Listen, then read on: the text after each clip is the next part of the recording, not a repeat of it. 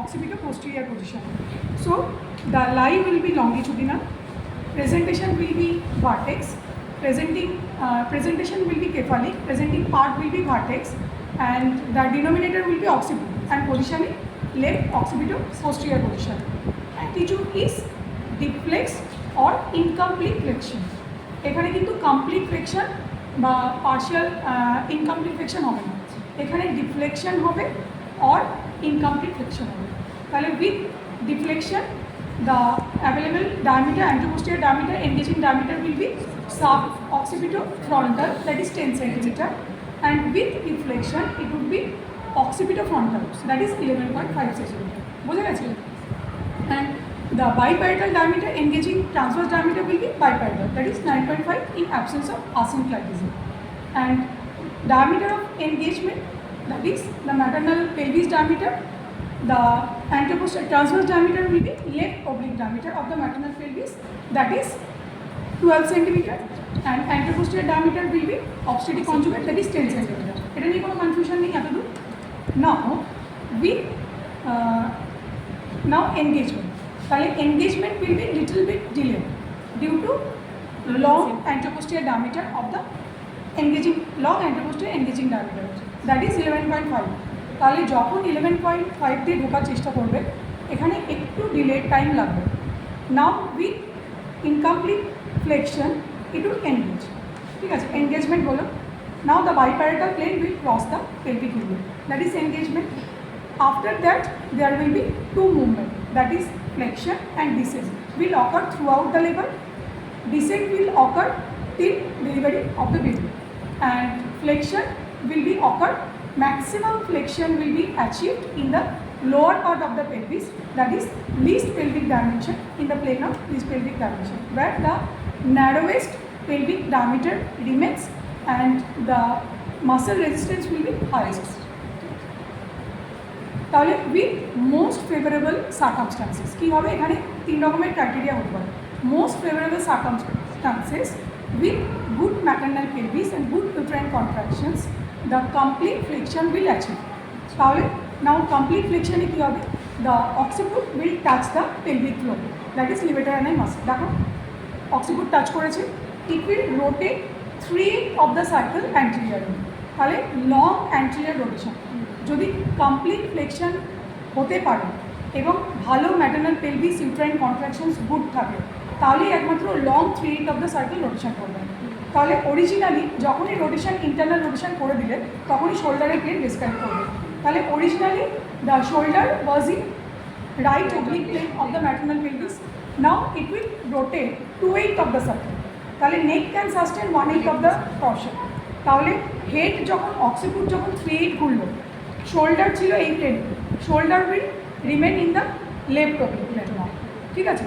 2/8 ঘুরে শোল্ডার থাকবে এই প্লেন, হয়ে গেল। এটা জাস্ট বলে দেবে। Now shoulder will engage in the left oblique plane। Now with further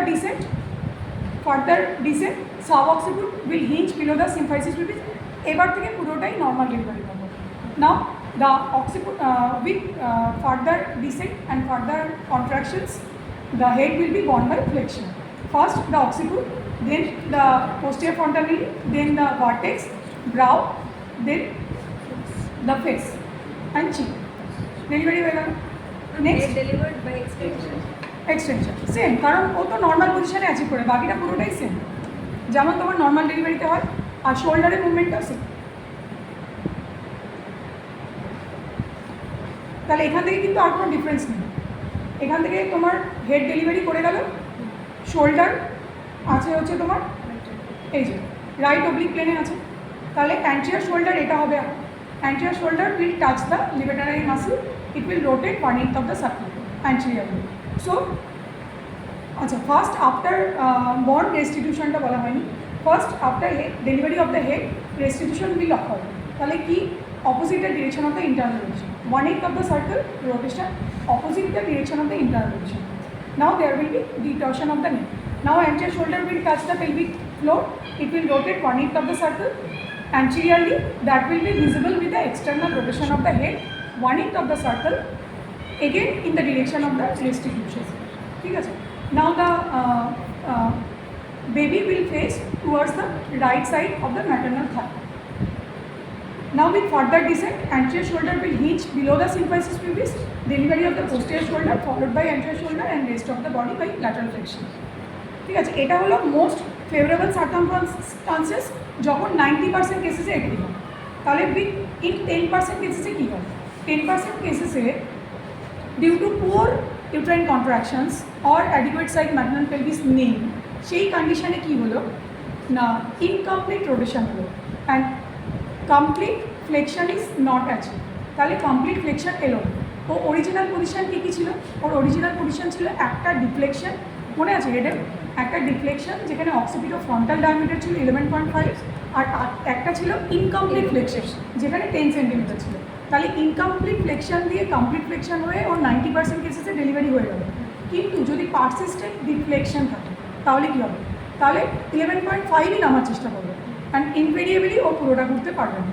তাহলে ডিফ্লেকশন যখন থাকবে, persistent deflection due to any cause হতে পারে, পুয়ার ম্যাটারনাল কন্ট্রাকশন যেখানে অক্সিটোসিন অগমেন্টেশন করা হয়নি লেবারে, অথবা তোমার গুড সাইজের ম্যাটারনাল পেলভিস নেই, রুমি, গাইনোকয়েড, অ্যান্থ্রোপয়েড এই পেলভিসগুলো নেই।